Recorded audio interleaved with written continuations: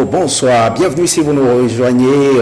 Ouvrons par cette coopération Nord-Sud. Le ministre français de la coopération, André Valigny, dans le cadre d'une visite de travail au Bénin, s'est entretenu avec Abdoulaye Biotchane, ministre d'État chargé du développement, au menu des échanges, des questions ayant trait aux relations bilatérales entre les deux pays.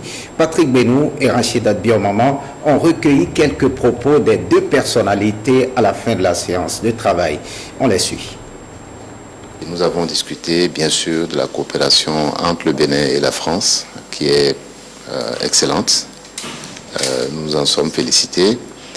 Nous avons discuté par la suite avec le ministre de la situation économique au Bénin, des défis qui nous sont proposés et les solutions que nous sommes en train de mettre en œuvre. Et bien sûr, dans ce chapitre-là, nous avons discuté avec le ministre et ses collaborateurs de soutien que la France pourrait accorder au projet, au programme que nous sommes en train de développer en ce moment.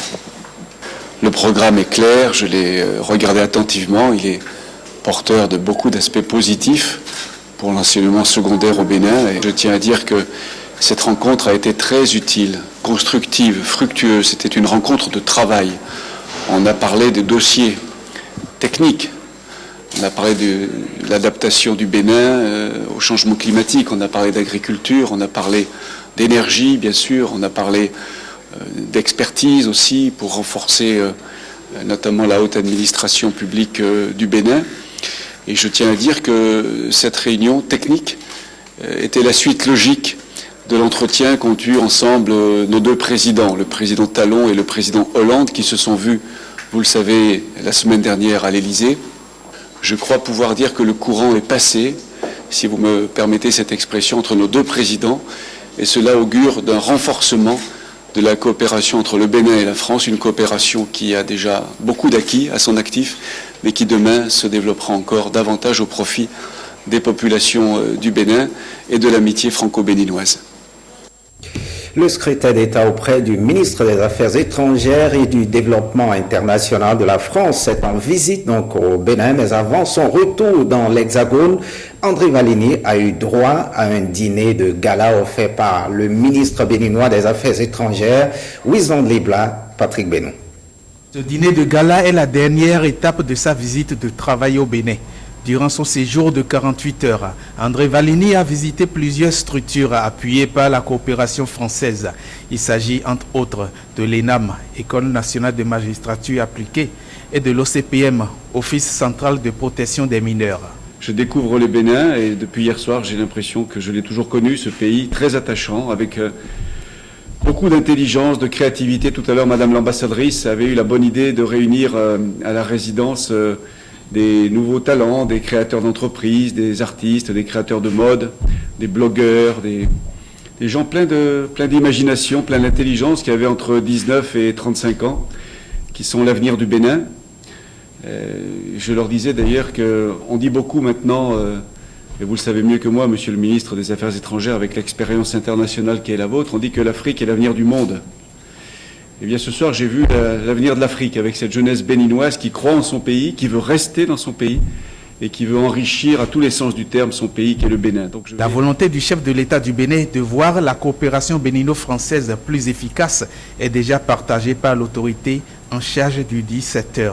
Nous avons senti mardi dernier au Palais de l'Élysée, lorsque nous avons eu l'honneur et le privilège de rencontrer le président François Hollande et une délégation en présence de Madame l'ambassadrice, que entre nos deux pays, il se passe des choses et il se passera des choses dans l'intérêt de nos populations et dans l'intérêt de la paix, puisque la paix c'est un autre nom du développement et l'ambition du nouveau départ, c'est de créer les conditions d'un véritable développement dans ce pays. La fin de cette visite est le début d'une série qui s'annonce bénéfique pour le Bénin en matière de développement structurel et socio-économique.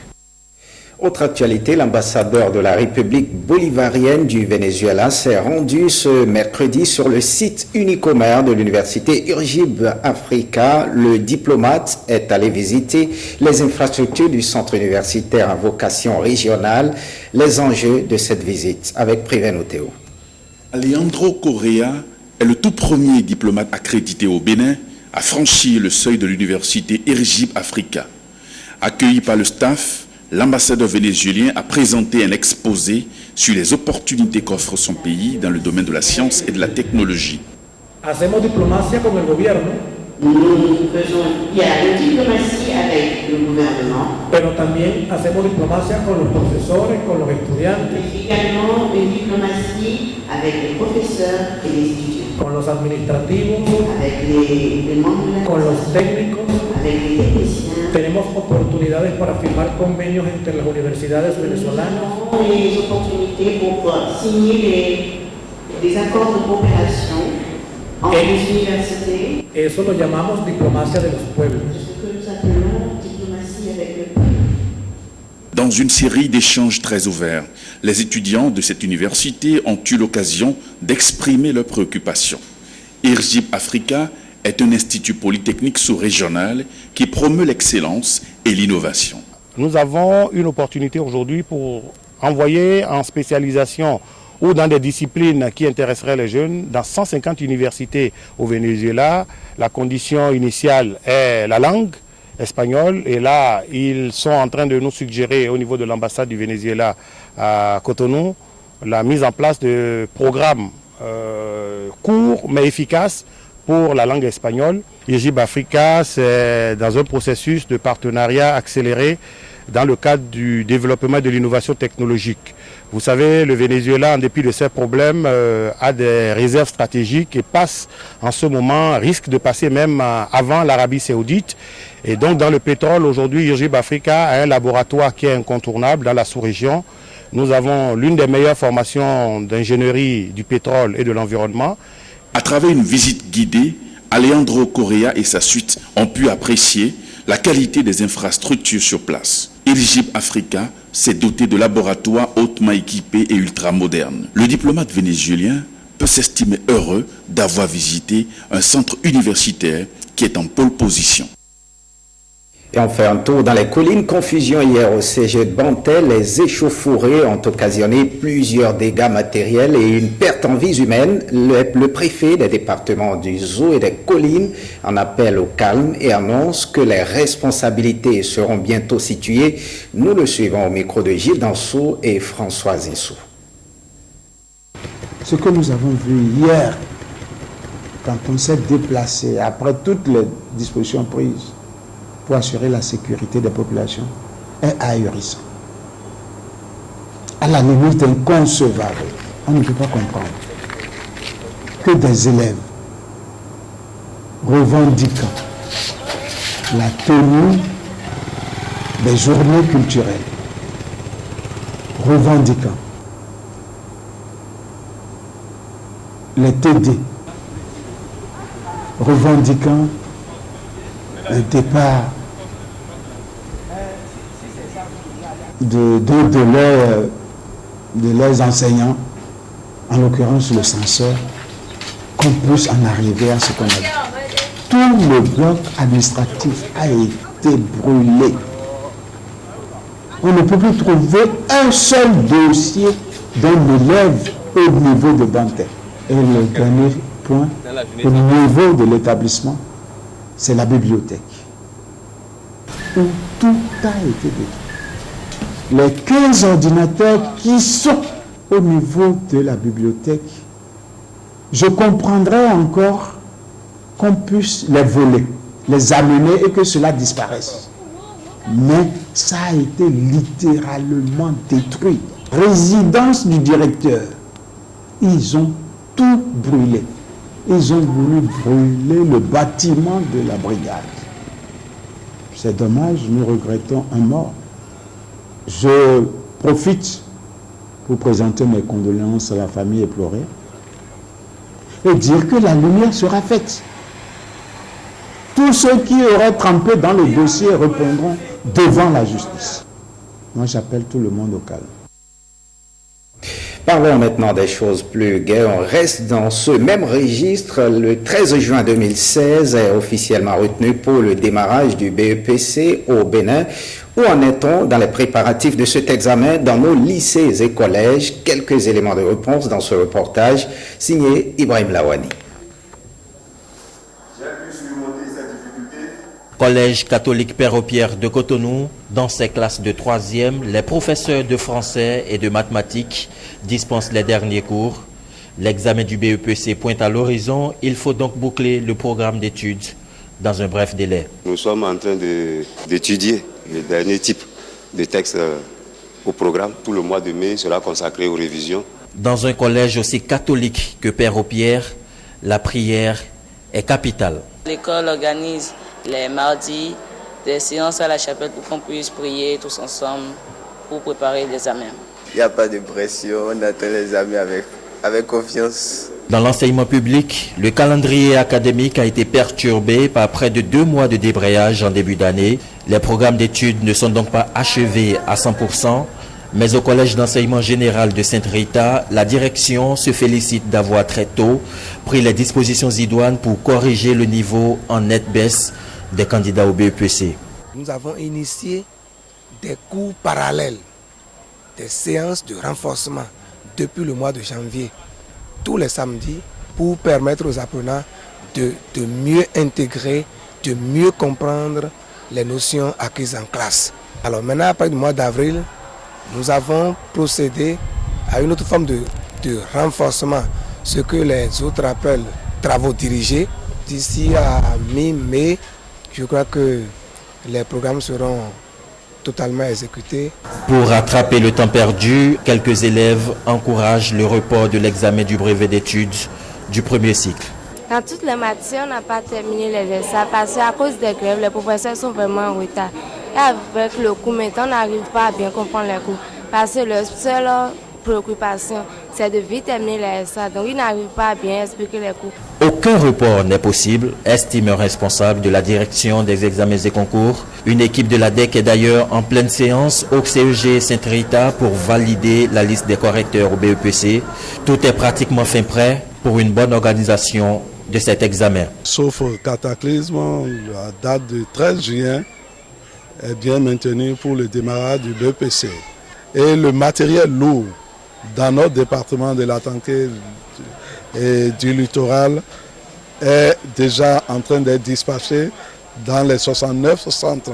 D'ici à quelques semaines, la DEC va pouvoir nous convier pour une réunion de cadrage afin que le matériel sensible, à savoir les épreuves, soit convoyé aussi dans les départements, ensuite dans les centres. Dans une quarantaine de jours, l'examen du BEPC, chaque candidat nourrit le rêve de décrocher le sésame.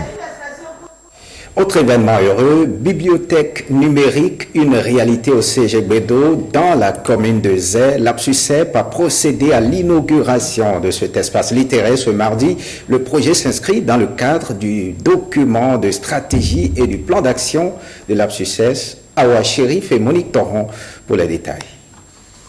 Élèves et enseignants du CGBEDO embarqués dans l'univers du numérique. Une bibliothèque mise à leur disposition par l'APSUCEP pour permettre aux apprenants d'approfondir leurs connaissances à l'ère du numérique. Ils nient l'importance de l'outil informatique et de la bibliothèque numérique dans la formation des apprenants d'aujourd'hui. Cet outil donne une grande ouverture de recherche documentaire et d'information dans le cadre de l'acquisition des compétences nécessaires pour l'éducation, la formation et l'insertion dans la vie professionnelle et active.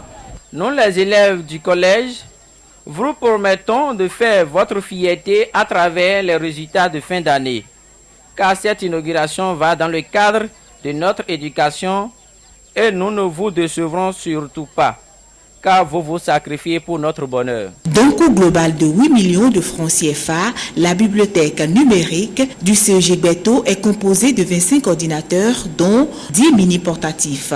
Après l'installation de la bibliothèque, des enseignants ont été formés à l'occasion à l'usage de cet outil important. En réalisant ce projet dans le collège d'enseignement général de Gbeto, l'APSUSEP œuvre ainsi à améliorer la préparation des fiches des enseignants par l'usage de la bibliothèque numérique. Nous avons la bibliothèque physique, n'est-ce pas? Nous avons également la bibliothèque numérique. La bibliothèque numérique, ce sont des documents virtuels. À partir de cette bibliothèque, vous pouvez consulter des documents à des dizaines de milliers de kilomètres d'ici. Il est à espérer que l'électricité soit stable afin que les apprenants tirent le meilleur profit de la bibliothèque. Retour sur l'actualité de la liberté de la presse, les réseaux sociaux, une opportunité ou une menace pour les médias et bien d'autres thèmes ont meublé les conférences débats tenues ce mercredi à Cotonou. C'est une occasion pour les étudiants en journalisme de connaître l'évolution de la presse dans le temps. Yves Godopessi, Marie-Louise Perrin. Au niveau de la collecte de l'information, en quoi les réseaux sociaux sont pour nous une opportunité? C'est de ça qu'il s'agit. Comment faire pour utiliser les réseaux sociaux pour alimenter les médias traditionnels sans oublier le respect de la déontologie des métiers de l'audiovisuel. On nous a dit, dès le BA, je continue de l'enseigner à nos étudiants, que tout peut être source d'information. Tout, partout où nous sommes, peut être source d'information. Je veux dire quoi par là? Que dans les réseaux sociaux, la mine d'information peut être positive comme négative. Il peut y avoir absolument du mensonge, comme il peut y avoir royalement de la vérité. Et parfois, des éléments qui nous permettent de faire de très bons sujets de reportage. Ce 6e jour des journées médias est consacré à des échanges entre les étudiants en journalisme et les spécialistes de la communication. Ils ont échangé sur plusieurs thèmes, dont l'auto-emploi des jeunes et la réalisation audiovisuelle, plus qu'une profession, un art. J'ai retenu aujourd'hui ce qu'il faut pour être un bon journaliste. J'ai retenu que les réseaux sociaux exercent une pression qui ne dit pas son nom sur les médias traditionnels. Parce que l'information est vite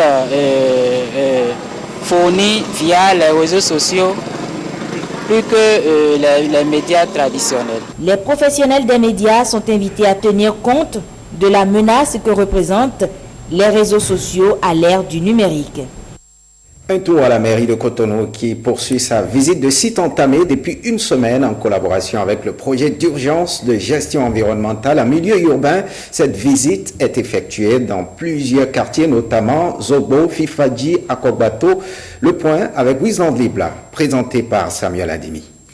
Après Avotrou et Tchankpamé, c'est au tour des quartiers Vossa, Zobo, Saint-Rita et Akogbato de recevoir la visite du maire de Cotonou. Cette visite de site, en collaboration avec le projet d'urgence de gestion environnementale en milieu urbain PUGEMU, vise à constater l'avancée des travaux d'assainissement et de pavage de la ville de Cotonou. Il y a un ensemble de mesures d'urgence pour soulager les populations en saison des pluies. Et puis, il y a des mesures, disons, à moyen et à long terme. Et le PUGEMU s'inscrit dans cette démarche dans laquelle nous nous retrouvons puisque nous finançons grandement les actions à caractère, disons, social du PUGEMU. Donc force est de constater que les travaux avancent et que, si plaît à Dieu, les délais seront tenus. Je suis persuadé que à la fin de cette année, les populations de Cotonou verront, disons, une amélioration certaine de leur milieu d'habitation, de travail. Ce programme d'assainissement, financé par la Banque mondiale à près de 2 milliards de nos francs, connaît d'énormes difficultés engendrées par les habitants de ces zones. Une situation qui entrave l'avancement des travaux. De part et d'autre, que ce soit au niveau des collecteurs ou même les lits d'eau sont lotis il faut déplacer les populations, ce qui coûte énormément cher au projet. L'emprise de la voie même qui a été prise d'assaut et les travaux sont en cours. Dès que nous travaux ont démarré en même temps, les gens ont commencé par construire de part et d'autre. L'eau stagne sur les voies au niveau du Figo par exemple.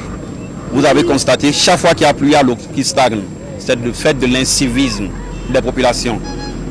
L'écoulement naturel de l'eau a été bouché. Le caniveau existe, mais on a décidé de boucher le caniveau pour construire encore un bar.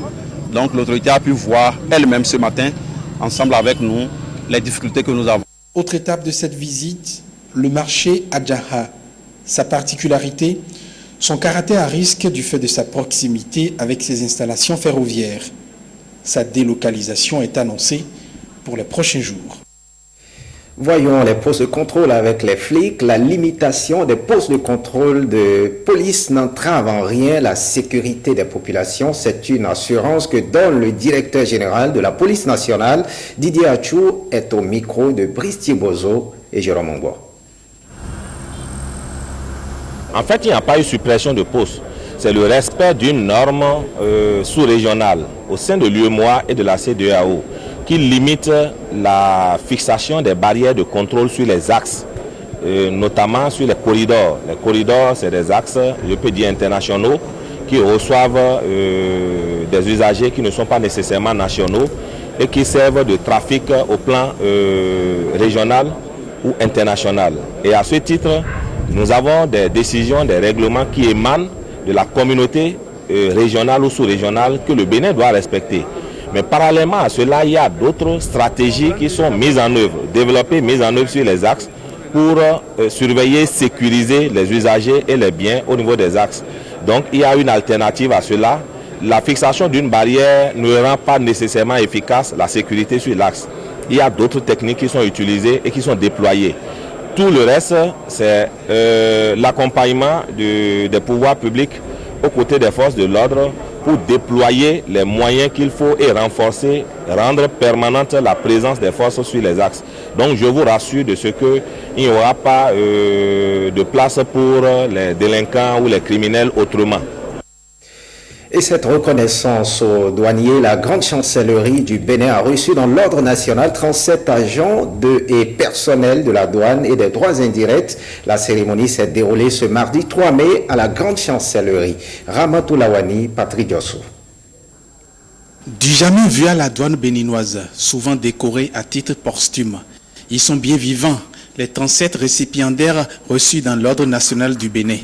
Nommés et promus à titre exceptionnel et militaire au grade de commandeur dans l'ordre national du Bénin, ce sont 3 généraux douaniers. Sont nommés et promus au même titre exceptionnel et militaire aussi, mais au grade d'officier dans l'ordre, 3 colonels de la douane. Au même titre et au grade de chevalier, ils sont 23 nommés. Il y a 8 colonels, dont une femme, 12 commandants, dont une femme, et 3 capitaines, dont le secrétaire général du syndicat des douanes. Civils et dans l'ordre du mérite, au grade d'officier, ce sont 8 personnes, des contrôleurs et agents de constatation des douanes, dont une femme. 3 femmes sur 37, faible pourcentage qui pourrait être sujet à réaction. Mais ce qui a plutôt fait réagir la grande chancelière, c'est la cabale menée contre sa personne pour ces nominés de la nation béninoise. C'est un décret signé du président sortant Yahya Boni qui a le droit, en tant que grand maître, de donner la distinction à qui il veut, quand il veut. Quand une agitation a commencé, je me suis fait le devoir d'aller présenter le cas au chef de l'État. Alors vous pouvez vous rassurer que je ne fais pas cette cérémonie sans avoir vu le président de la République, son Excellence, M. Patrice Talon. Les 37 distingués à titre exceptionnel réagissent aussi. Ceux qui aujourd'hui n'ont pas été nominés, ce n'est pas qu'ils sont déméritants. Il y aura un autre cycle. Dans leur modeste position, pour autant que Dieu nous donnera les moyens, la force, nous nous battrons pour que les choses changent, du moins en matière de décoration dans cette administration. Devant leurs parents et parrains, les douaniers, affectueusement nommés Gablou ou baptisés disciples de Saint Matthieu, ont signé le livre de l'ordre pour toujours honorer leur corporation de génération en génération. Souris retrouvée dans cette édition, l'ONG Émergence Sorissi Bénin lance la 6e édition d'une mission médicale de chirurgie plastique. Il s'agit d'opérer et réparer des becs de lièvre, des fentes labillales et palatines et des séquelles de brûlure. Le président de l'ONG invite les populations à participer à cette mission médicale prévue pour le 23 mai 2016. Il est au micro de Samuel Adimi et Patrick Benou. Nous sommes là pour organiser la 6e édition de la mission chirurgicale de réparation des becs de lièvre, des fentes labiales et palatines, des séquelles de brûlure, du NOMA et la formation des chirurgiens locaux. Comme vous le savez, ces personnes sont marginalisées, ces personnes sont cachées, on les traite d'un peu de tout, surtout au Bénin. Comme vous le savez, fétiches, voire même enfants sorciers. Nous exhortons la population que le souris est permis. Il n'y a plus d'enfants à cacher maintenant.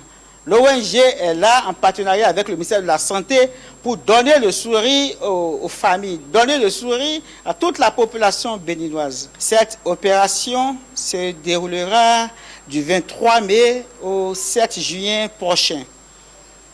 Nous sommes là pour lancer un appel de faire sortir ces personnes victimes de ces différentes pathologies à bénéficier gratuitement, je dis bien gratuitement, de ces chirurgies esthétiques et réparatrices qui aura lieu à l'hôpital de zone d'Agbom et Calavi.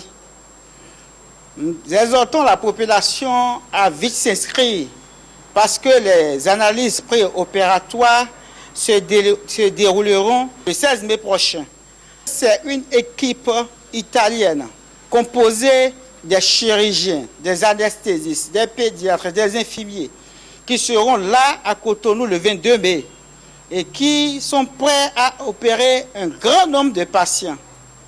Nous demandons à tous ces patients de sortir massivement ou s'inscrire en contactant l'organisation Émergence Sorissi pour l'enregistrement en ligne en appelant le 97 64 53 62, le 95 48 96 97 ou le 68 72 55 14. Fin de ce journal, merci de l'avoir suivi. Retrouvez votre programme à 21h30, le documentaire Les Jumeaux de l'Environnement, et à partir de 22h, les feuilletons Le Choix de l'amour et La fille de ma mère. Le journal du soir est prévu pour 23h30 avec Héloïse Winato. Retrouvez cette édition sur le site de l'ORTB, www.ortb.bj. Merci de votre fidélité, à très bientôt.